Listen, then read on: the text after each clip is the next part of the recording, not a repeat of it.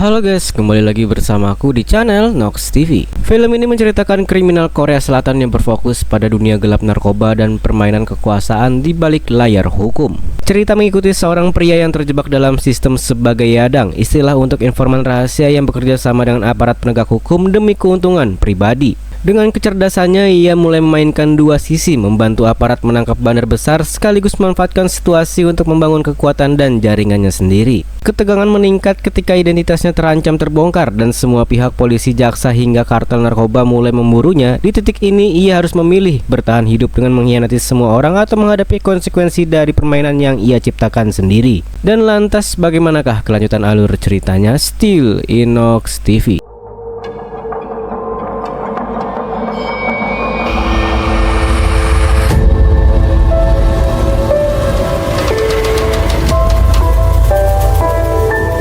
Cerita akan berfokus pada seorang informan kepolisian bernama Lee Kang-soo, biasa dipanggil Kang-soo. Sesuai profesinya yaitu informan, saat ini Kang-soo sedang dimintai bantuan oleh pihak kepolisian untuk menginterogasi seorang pecandu narkoba. Yang dengan keahlian bersilat lidahnya, ia berhasil mengajak si pecandu bekerja sama dengan imbalan uang dan kebebasan.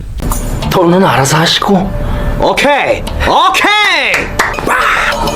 이쪽은 매스컴 타고. Selesai dengan si pecandu, Kang-soo pun menemui kawan lamanya yang dulu pernah dia bantu bebas dari penjara. Ia bernama, kita panggil saja si kawan. Sama seperti pecandu sebelumnya, si kawan juga diminta informasi terkait nama distributor pemasok dan kurir narkoba yang kasusnya sedang diusut oleh kepolisian. Sehingga dalam waktu singkat, Kang-soo berhasil mengantongi seluruh informasi penting itu dan polisi bisa langsung bereaksi saat itu juga.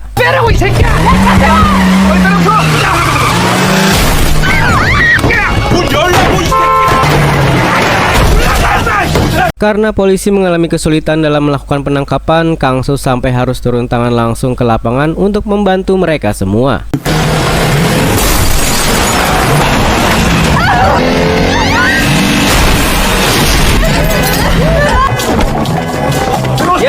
Kurang dari 1 minggu, polisi berhasil mengusut kasus narkoba ini dan sampai disiarkan di televisi. Yang semua itu bisa terjadi karena bantuan dari seseorang yang perannya sangat penting sekali. Siapa lagi jika bukan Kang-soo, sang informan terbaik di negara Korea. 대한민국 마약판에선 나 같은 놈들을 이렇게 부른다. 3 bulan sejak kasus itu selesai, Kang-soo yang memang sudah dekat dengan para petinggi polisi pun terlihat sedang menyupiri salah satu kepala polisi daerah setempat. Ia tidak sadar jika para polisi di negara luar sana itu sangat-sangatlah licik. Habis manis sepah dibuang ketika jasanya sudah tidak dibutuhkan lagi. Kang-soo langsung dijadikan kambing hitam saat mereka sedang membutuhkan seseorang untuk dijadikan tumbal sehingga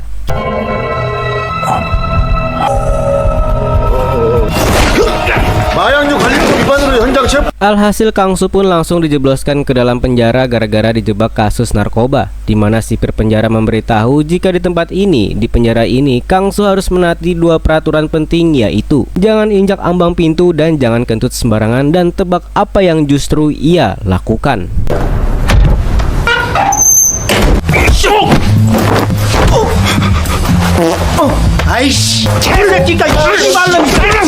Setelah dihajar ramai-ramai oleh teman satu sel, Kang-soo harus mengalami penderitaan lain, yaitu direndahkan dan dibully hampir setiap hari. Namun dia tetap sabar dan tidak melawan sama sekali. 하지만 족같은 인생에도 Keberuntungan pun datang ketika ada seorang jaksa bernama Gu atau biasa dipanggil si Abang, sedang membutuhkan seorang informan yang cerdas untuk membongkar jaringan narkoba berskala besar. Yang setelah melihat satu persatu biodata para penarapidana, si Abang pun langsung tertarik dengan sosok Kang-soo untuk dijadikan sebagai informasi pribadinya.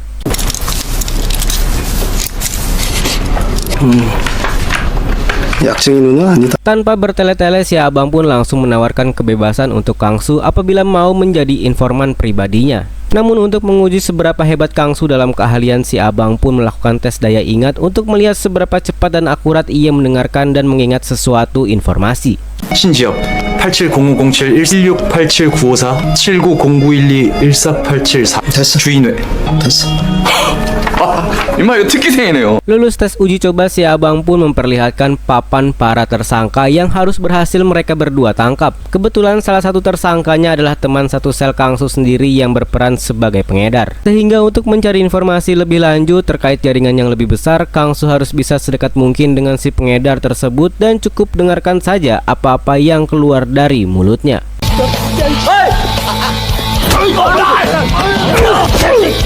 Kangsu nekat memukul napi lain yang menjadi saingan si pengedar di penjara ini. Itu semua ia lakukan hanya demi mencari perhatian pengedar supaya bisa diajak gabung masuk dalam kelompoknya. Namun konsekuensinya Kangsu harus bonyok berkali-kali akibat dikeroyok oleh para napi tersebut.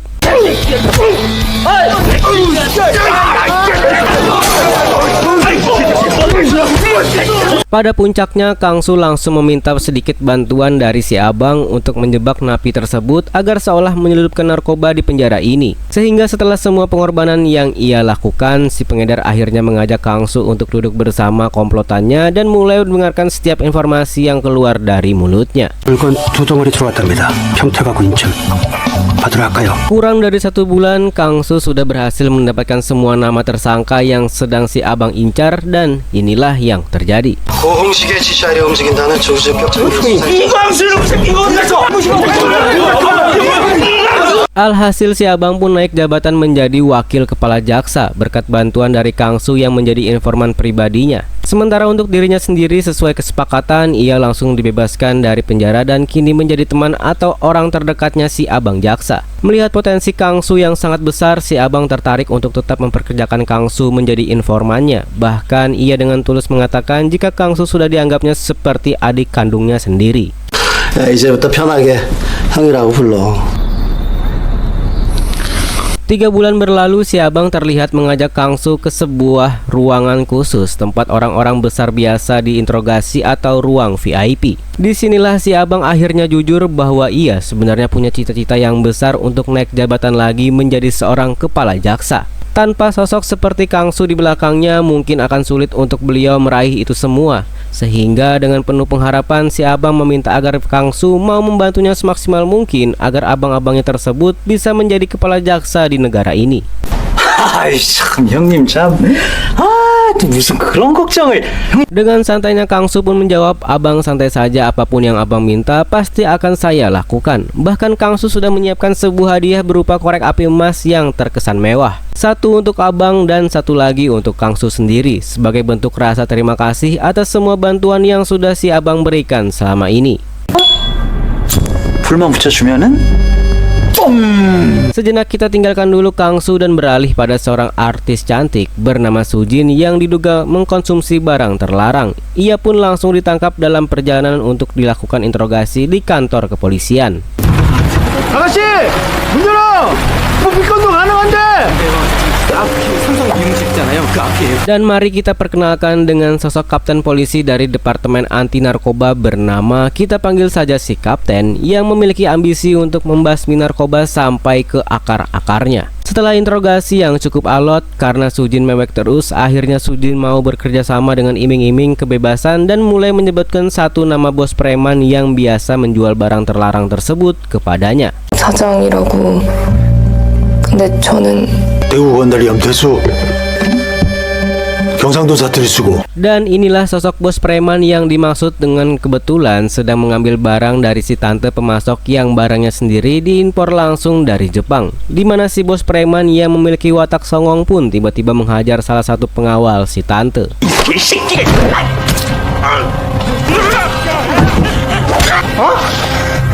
Nyaris saja terjadi bentrok antara kedua belah pihak, di mana si tante yang sebenarnya punya pasukan lebih banyak memilih untuk tetap diam karena tahu jika backingan si bos preman adalah orang yang cukup kuat dan berpengaruh di negara ini.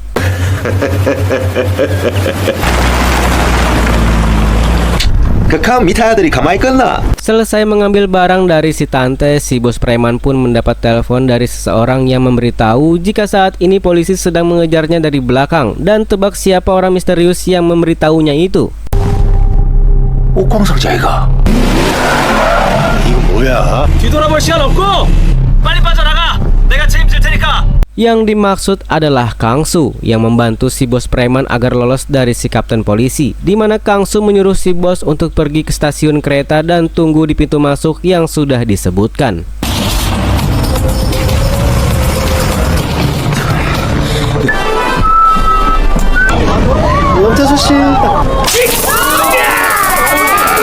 Dan apesnya muncullah si abang jaksa yang langsung menangkap si bos untuk diinterogasi, di mana si kapten hanya bisa melongo melihat target buruannya keburu ditangkap oleh orang lain.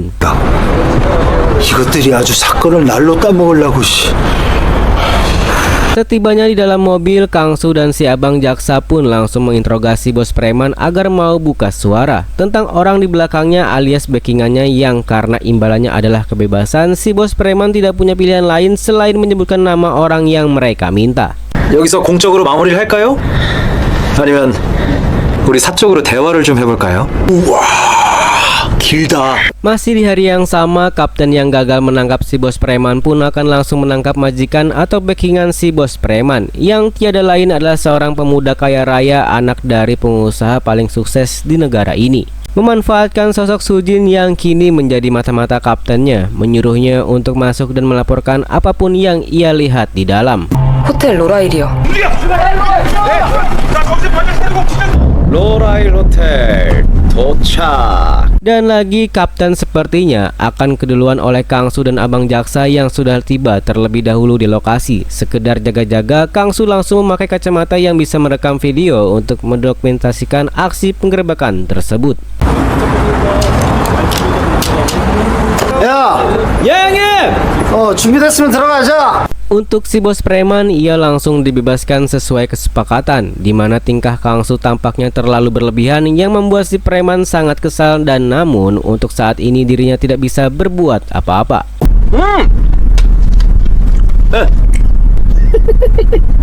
검사님, 진우 이벤트가 오고 있습니다.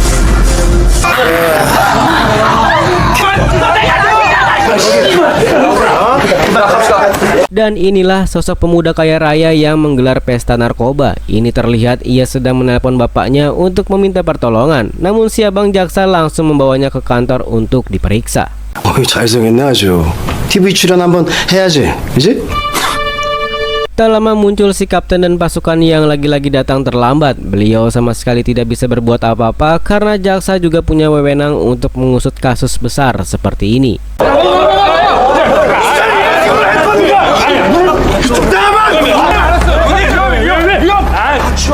Tiba di ruangan VIP yang khusus dipakai untuk diinterogasi, si abang terlihat sedang mengobrol dengan pengacara si pemuda, di mana Anda semua mungkin akan cukup dibuat terkejut saat mengetahui jika bapaknya si pemuda ini ternyata adalah kandidat calon presiden yang mencalonkan dirinya dalam pemilu tahun depan. Dengan iming-iming kenaikan jabatan menjadi kepala jaksa di negara ini, si abang pun langsung tertarik dengan membebaskan si pemuda dari segala tuduhan. 위로 올라가고 싶죠. 이번 인연으로. Setelah semua kesepakatan dengan anak calon presiden dan pengacaranya, si abang pun didatangi oleh si bos preman yang masih satu komplotan dengan mereka, di mana si bos meminta satu hal, yaitu ingin memberikan pelajaran kepada Kang Su yang sudah bersikap menyebalkan terhadap dirinya. 죽이면 됩니까? 이 사람이가 큰일 날 소리 하고 있어, 이씨. 그러다 미팅 해주는 거 아니야? Tak hanya ditabrak dan digilas kakinya, Kang Su juga disuntik barang terlarang yang akan membuatnya kecanduan. Bahkan si bos preman dengan teganya membakar kedua kaki Kang Su untuk melampiaskan semua kekesalannya.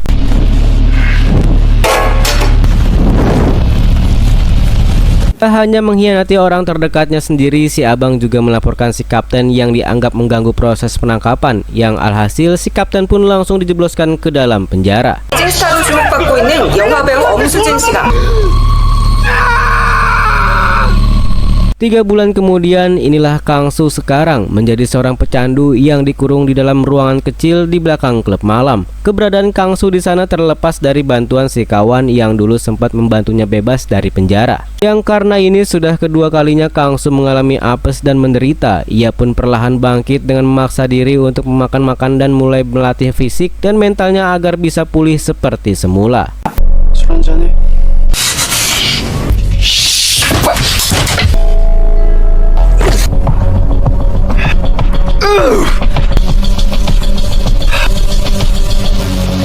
Di saat yang sama, si kapten akhirnya dinyatakan bebas setelah mendapat jaminan dari pengacaranya. Ia terlihat sangat bahagia karena bisa berkumpul lagi dengan anak dan istrinya, termasuk menolak memberi keterangan terkait kasus yang sudah membuatnya dipenjara. Beralih ke si abang yang kini sudah resmi menjadi kepala jaksa nomor 1 di negara ini. Ia terlihat sedang menghadiri acara kampanye yang sedang digelar oleh calon kandidat presiden alias ayahnya si pemuda. Namun di luar dari jabatannya yang disegani semua orang, si abang sepertinya harus pasrah jadi jongos si pemuda yang memang jabatan ini dapat berkat bantuan dari bapaknya. 안 늦었어요. 늦어도 돼요. 유명하신 검사님인데. Si pemuda yang bernama Chok Hun ini pun sempat membentak si abang yang dianggap lelet dalam membereskan masalah. Si pemuda benar-benar menjadikan si abang jaksa ini menjadi sebagai jongosnya untuk membereskan kenakalan-kenakalan kecil yang sudah dibuatnya. 1분. Beralih pada Sujin, si mantan artis yang kini menjadi penjual narkoba untuk menyambung hidup. Hari ini secara kebetulan dia mendapat pelanggan yang ingin diantarkan barangnya langsung ke kamar hotel sehingga 혈관 좋네.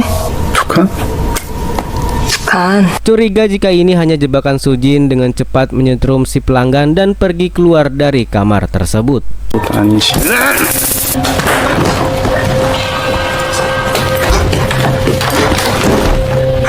Entah apa tujuan Kang Su menemui Sujin, kita akan langsung beralih kepada si kapten dan yang sedang berada di warung bersama teman-teman polisinya. Tepat saat Kang Su muncul untuk memancingnya agar mengejar.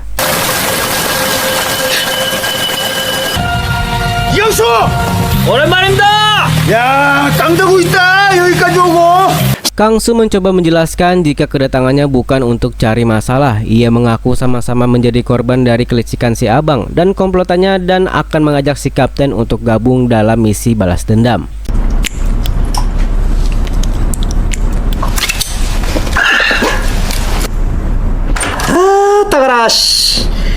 Disinilah mereka bertiga sekarang. Ada Kang Su, si kapten dan Sujin, 3 orang yang menjadi korban dari jebakan dan kelicikan para penguasa. Mereka sama-sama memiliki musuh yang sama. Kang Su dikhianati oleh si abang, Sujin dizalimi oleh Chok Hun, sang putra dan sang kandidat presiden. Sementara si kapten dipenjara gara-gara si bos preman yang sudah memanipulasi laporannya. 그 새끼가 너무 보고 싶어요. 이렇게 문제될 놈들 정리한 거지.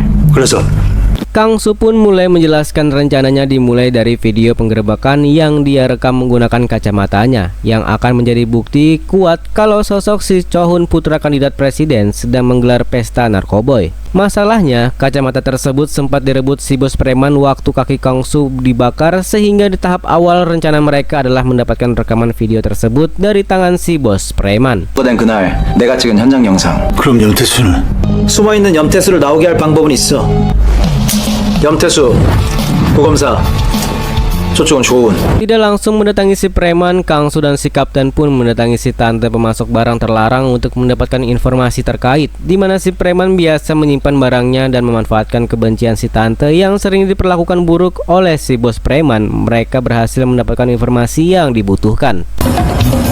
그러면 야마모토 화라차가 화라차에다가 장어와 약을 싣고 내려가서 염태수를 만날 이번 주 금요일에 새벽배로 들어온다 하네. Berlokasi di dalam mobil truk yang biasa mengirim belut dari Jepang, si bos biasa menyimpan barang-barang tersebut di dalam sana sebelum nantinya dijual dan disebarkan ke beberapa titik. Untuk itu, Kang Su dan si kapten pun langsung meluncur untuk melakukan penangkapan.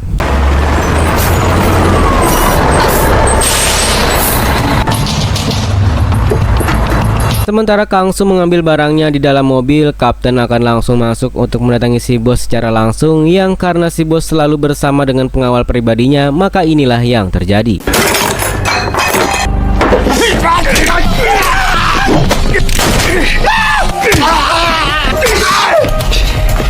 Selesai dengan perkelahian barusan, si bos preman pun berhasil kabur dan memergoki Kang Su yang sedang mencoba mencuri barangnya sehingga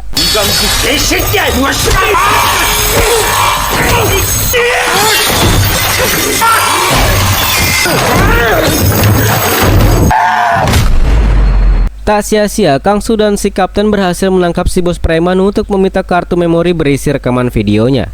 Setelah rekaman video sudah didapatkan, kini tinggal Sujin yang akan melakukan tugasnya untuk menjebloskan si Cho-hun ke dalam penjara. Ia menggunakan tas khusus yang ada kameranya untuk pergi ke pesta narkoba yang biasa digelar di dalam kapal persiar.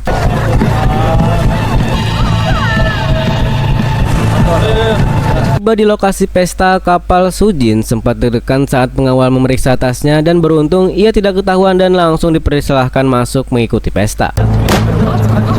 됐습니다.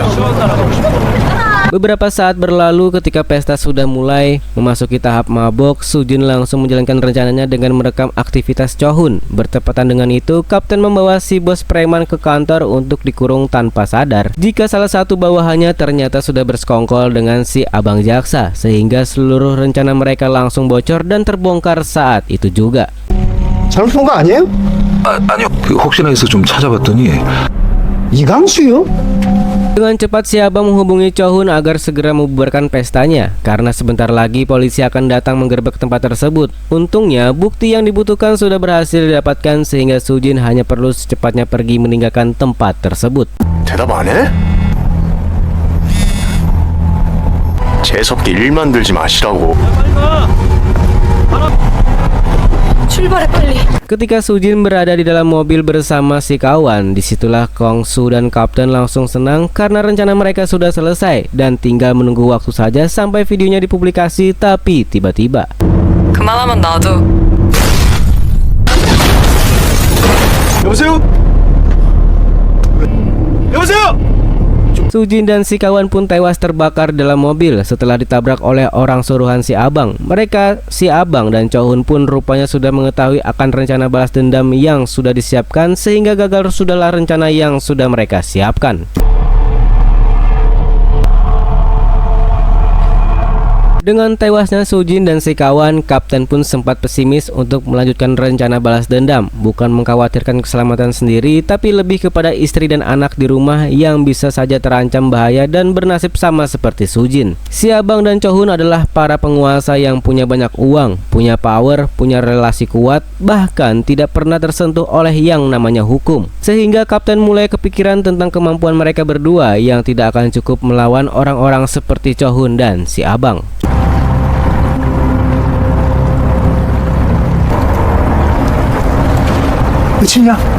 Disinilah Kang-su menunjukkan mental kuatnya dengan tetap meyakinkan bahwa mereka berdua pasti akan menang. Setelah bangkit dari keterpurukan, Kang-su langsung menemukan satu hal, bahwa keberhasilan tidak ditentukan oleh seberapa banyaknya uang yang dimiliki, seberapa kuat fisik yang kamu punya, atau seberapa bejibun teman yang kau miliki. Ketika dunia tidak mendukungmu, masih ada jalur langit yang bisa diandalkan. Kun fayakun, maka terjadilah. Tidak ada yang tidak mungkin di dunia ini, asalkan kamu yakin bahwa masih ada Tuhan yang Maha Kuasa dan Maha Segalanya.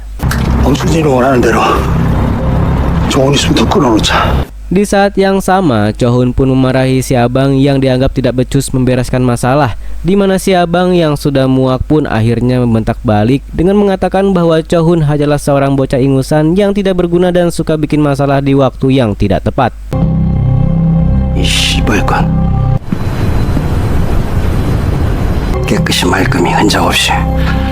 Tak lama si abang pun mendapat pesan berupa rekaman video kejahatannya, disusul telepon dari Kang-su untuk ketemuan di suatu tempat. Setibanya di lokasi, mereka pun saling bertanya tentang kabar masing-masing, dilanjutkan dengan saling mengancam satu sama lain. 평생 너 같은 약쟁이들 어떤 개 지랄을 떨지. 병신 새끼. Keesokannya si abang langsung menggeledah kosan tempat tinggal Kang-su untuk mencari keberadaan video tersebut, namun tidak berhasil ditemukan. Sementara Kang-su sendiri terlihat sedang menemui si tante untuk meminta sedikit bantuan. Carikan kapal untuk saya bisa kabur dari Korea setelah selesai menjatuhkan karir si abang jaksa, ujarnya. Setelah itu Kang-su pun pergi ke mobil Kapten untuk meneruskan rencana selanjutnya.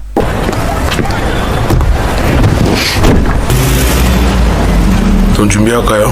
Sempat berpikir sebentar, si tante ternyata lebih memihak kepada si abang jaksa dengan melaporkan rencana Kang-su selanjutnya yang akan menyerahkan bukti video tersebut kepada kandidat presiden saingan ayahnya si cowok. Sehingga dengan cepat Kang-su memerintahkan seluruh anak buahnya untuk pergi ke lokasi tersebut. 박형숙 의원한테 영상하고 검사님 목소리 Kapten dan Kang Su sendiri terlihat baru tiba di lokasi kampanye kandidat calon presiden lain untuk menyerahkan bukti videonya. Sebelum si Kapten pergi, Kang Su pun menitipkan pesan untuk hati-hati sembari memberikan flash disk berisi bukti videonya. 다 잘 될 거니까 쫄지 마.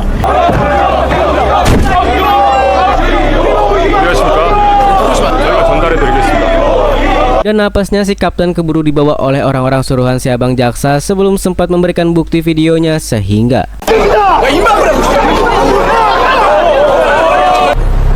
이강수는 없었습니다.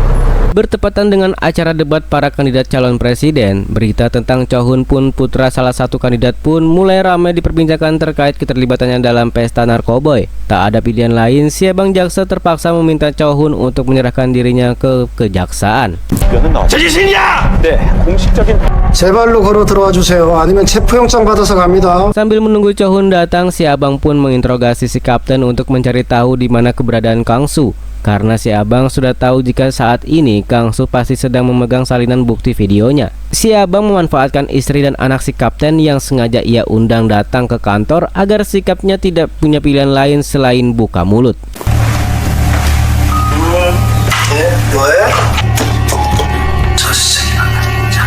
Karena ini sudah menyangkut keselamatan keluarganya, si Kapten pun bersedia untuk memberitahu di mana lokasi Kang Su berada. Namun sebelum itu ia meminta sebatang rokok terlebih dahulu berikut dengan korek api yang merupakan hadiah pemberian dari Kang Su. 알겠습니다. Setelah lokasi Kang Su sudah didapatkan, si abang langsung menyuruh si preman dan pengawalnya untuk meluncur ke lokasi dan menghabisi Kang Su kali ini.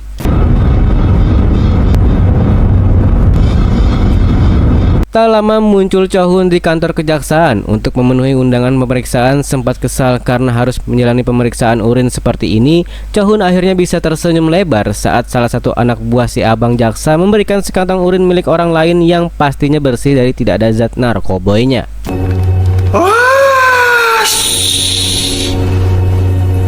스릴 있네.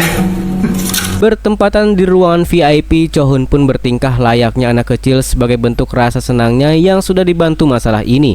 Sambil menikmati sebatang udut yang dinyalakan langsung oleh si abang, Cho Hun pun diberitahu tentang urin tersebut yang dijamin bersih, sehingga ia tidak perlu khawatir akan karir bapaknya yang sedang menjalani debat kandidat calon presiden. 와, 우리 구검사님 진짜 대단하시다, 진짜. 수고하십니다. Tak lama datanglah para pejabat senior dan penguasa yang selama ini mendukung Bapak Cho Hun untuk maju menjadi presiden. Mereka langsung berpesta dan makan-makan sambil berbicara atau bercakap-cakap soal korupsi, suap menyuap, dan segala tetek bengek kebusukan mereka. Bersama sambil menonton acara debat yang hasilnya sudah disetting sedemikian rupa agar dimenangkan oleh bapaknya si Cho Hun ini. 잊지 마시고요. 시작과 SNS상에 빠르게 확산되고 있는 Di saat bersamaan, si preman dan pengawalnya sudah tiba di lokasi di mana Kang Su berada, tapi tebak apa yang terjadi selanjutnya. 이거 찾으러 오너라 욕받대. Yang ada di sana ternyata adalah si Tante dan pasukannya yang sudah lama dendam kepada si bos preman. Tanpa ragu, Tante CS pun langsung menghabisi mereka berdua saat itu juga. Bertepatan dengan itu, muncul berita yang benar-benar mengejutkan semua orang, tidak terkecuali si abang. Cho Hun dan para pejabat yang ada di ruangan, termasuk bapaknya Cho Hun sendiri yang sedang masih berada di acara debat. Dalam berita itu ditampilkan tayangan live streaming di channel YouTube yang memperlihatkan si abang dan komplotannya yang ditayangkan secara live yang ternyata cerdas, sungguh cerdas. Kang Su yang saat ini berada di seberang gedung tersebut merekam seluruh aktivitas si abang dan komplotannya. Bahkan suara dan percakapan mereka semua dari awal pun terdengar sangat jelas yang entah dari mana asalnya.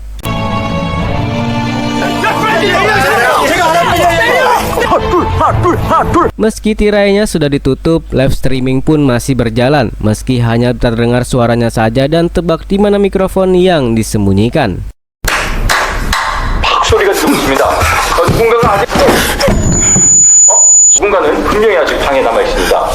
Mikrofonnya ternyata disimpan di dalam korek api yang biasa si abang bawa, di mana korek api tersebut rupanya sudah ditukar sewaktu kapten meminta sebatang udut. Semuanya sudah direncanakan dengan matang, termasuk si tante yang juga masih bagian dari rencana ini, sehingga tamatlah sudah karir si abang sebagai kepala jaksa di negara ini.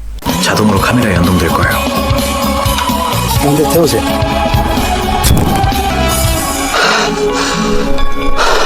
Tak terima dikalahkan, si abang pun dengan cepat berlari menuju gedung tempat Kang Su berada.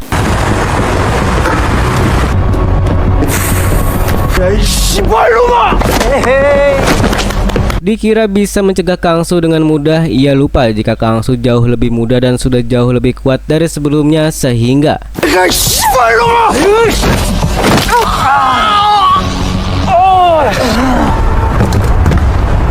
untuk bapaknya Chohun, meski kalah dalam pemilihan, ia dengan pedenya mengatakan jika dirinya menang di hati masyarakat. Tetapi 그 대가를 치르는 것이라고 생각. untuk Chohun, ia mengalami depresi hingga mengkonsumsi barang terlarang dalam jumlah banyak. Bahkan ketika si kapten akan menangkapnya, Chohun memilih untuk melompat dari lantai 3 rumahnya.